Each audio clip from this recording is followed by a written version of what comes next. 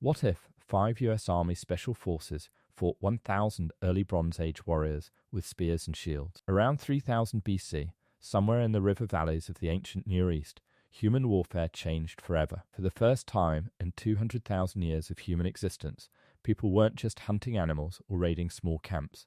They were organizing thousands of men into formations, arming them with metal weapons instead of stone, and fighting for territory, grain, and power on a scale the world had never seen. These early Bronze Age warriors carried bronze-tipped spears that could punch through hide armor, wicker shields reinforced with leather, and they fought in disciplined ranks, not a mob, an army. But what if 5 US Army Special Forces operators found themselves dropped in the middle of a 1,000-man tribal confederation on the march? This is not a scattered band of hunters with sharpened sticks. By 3000 BC, organized warfare had already been evolving for centuries, and what you're looking at is the first true army in human history. 1,000 warriors organized into fighting units of roughly 50 to 100 men each, commanded by tribal chiefs who answered to a paramount leader. Each man carried a bronze-tipped spear, a massive technological leap from the stone-tipped weapons of earlier eras, capable of punching through animal hide and wicker armor with ease. Many carried bronze axes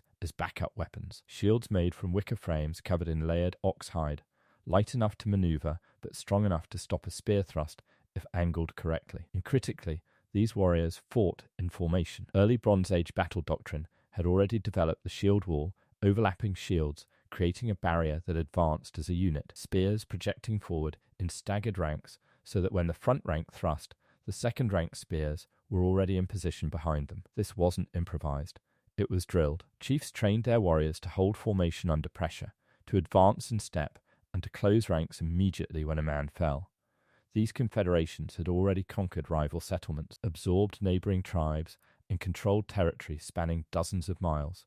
The chief leading this force had personally led at least a dozen successful campaigns. His warriors had real combat experience not against animals, against other organized groups of armed men. This was the cutting edge of human military technology for its time, and it had already proven itself capable of crushing anything else that existed on Earth. 5 operators. A standard Special Forces Order Operational Detachment Alpha, though normally that's a 12-man team, this is a reduced element, which matters enormously for what comes next. Each Green Beret carries an M4 carbine, a sidearm, fragmentation grenades, and one of them, the team's designated marksman, carries an M110 semi-automatic sniper rifle.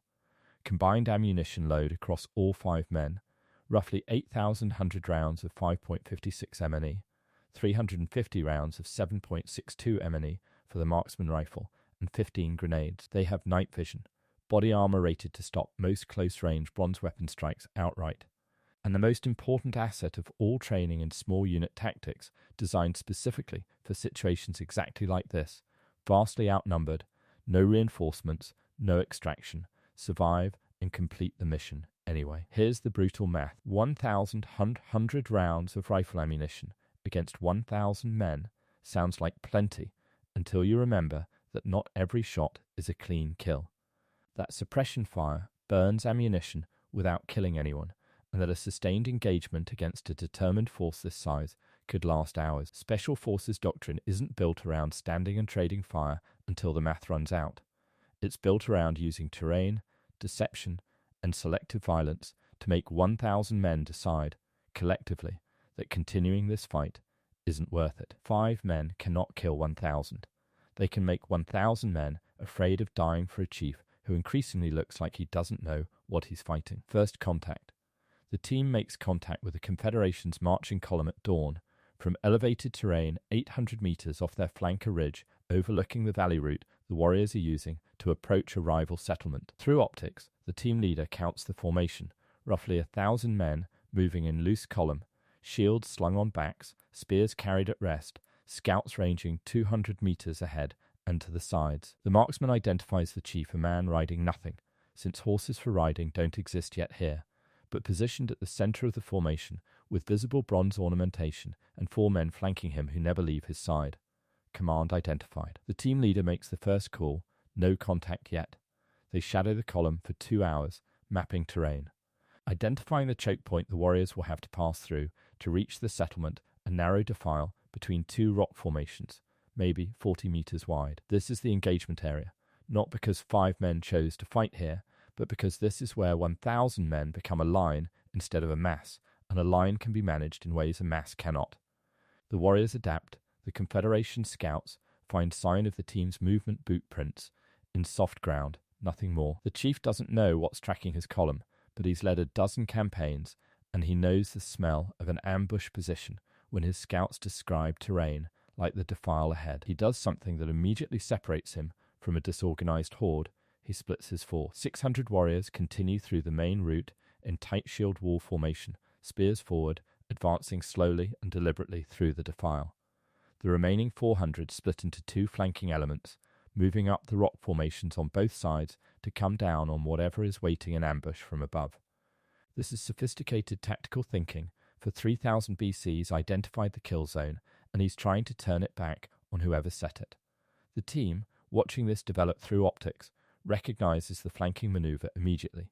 The team leader makes the call to relocate before the flanking elements arrive, abandoning the original ambush position for a fallback position 300 meters back, on terrain that gives them standoff distance from all 3 approaching elements, instead of letting any of them close in around their flank. The engagement, the flanking elements reach the original ambush position and find it empty. Confusion spreads through their ranks, 400 men expecting a fight that isn't there. The main shield wall element, still moving through the defile below, slows when no resistance materializes where their chief expected it. This is when the team opens fire from the new position, 600 meters out, catching the confused flanking element in the open on the rock formation with no cover. The marksman takes the first shot, dropping one of the chief's personal guard, who had moved up with the right flank element to direct the search. Then, sustained fire from the M4s controlled 3-round bursts, targeting the men who appear to be directing movement within each flanking group. For warriors who have only ever fought other men with spears at arm's length, this is incomprehensible. Men are dying at a range no weapon they've ever seen can reach, with no warning, no war cry, nothing to fight back against. The right flank element breaks first, not a disciplined retreat, a genuine collapse, men scrambling back down the rock face in directions that have nothing to do with tactics. The left flank element holds longer, but their commander, close enough now to potentially identify muzzle flash, makes the decision to charge the position directly rather than retreat. 180 men advancing uphill into sustained rifle fire. This is the moment the ammunition math becomes real. The team fires for 90 seconds straight, burning through nearly 400 rounds, and the charge is broken, roughly 80 meters from their position, but not before the team has used almost a quarter of their total ammunition load on a single engagement. The decisive moment, the main shield wall element, 600 men, still mostly intact, has now reorganized in the defile below and is climbing toward the team's position from below, while the survivors of both flanking elements regroup. The chief himself is visible now, moving up with the main force, clearly intending to personally lead the assault that finishes this.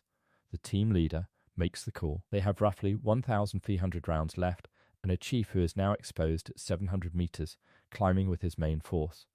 The marksman takes the shot. 1 round. The chief drops. The effect on a Bronze Age confederation losing its paramount leader is not subtle. There is no succession plan that activates instantly. The subordinate chiefs who command the various fighting units have no idea who's in charge now, and several of them have personal grudges with each other that the dead chief had been suppressing through sheer force of will. The main force doesn't break immediately, but it stops advancing. Men look around for orders that don't come. 2 subordinate chiefs begin arguing audibly about what to do next, in full view of their own warriors. The team uses the confusion to disengage entirely, moving off the ridge under covering fire from the marksman, putting distance between themselves and a force that is now leaderless, confused, and no longer coordinated enough to organize pursuit. The Special Forces team survives. The Confederation doesn't capture them, doesn't overrun them, and loses its chief and roughly 40 men in the process, a number that sounds small against a force of 1,000, but represents a catastrophic blow to a tribal confederation that depends entirely on personal loyalty to one leader. But this is the closest call in this primitive series. 1,100 rounds were left when they disengaged, meaning they burned nearly a quarter of their total ammunition load in a single afternoon against one force, with no resupply possible. If the chief hadn't been killed when he was, If he'd held back instead of personally leading the final assault, the math gets uncomfortable fast. 5 men cannot sustain rifle fire against 1,000 indefinitely. They bought the engagement with terrain, deception, and one extremely well-timed shot, not with raw firepower. The chief made every correct tactical decision available to a Bronze Age commander. He identified the ambush, split his force to flank it, adapted when the position was abandoned, and only made one mistake moving up with the main assault instead of staying back with a reserve. That single decision, the kind every commander before modern communications eventually had to make, is what ended his Confederation's campaign that day.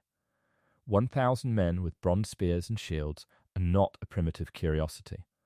They're the first real army humanity ever built. 5 operators, with everything modern warfare can offer, still had to fight smart, not just shoot straight, to survive contact with it. What if the chief had stayed back and sent a subordinate to lead the final assault? What if the team had been a full 12-man order instead of a reduced element? Drop it in the comments. I read every single one. That's your 2 a.m. what if. 5 of the most highly trained soldiers on Earth against the very first army humanity ever organized, and it came down to one shot at the right moment. Subscribe for a new scenario every week.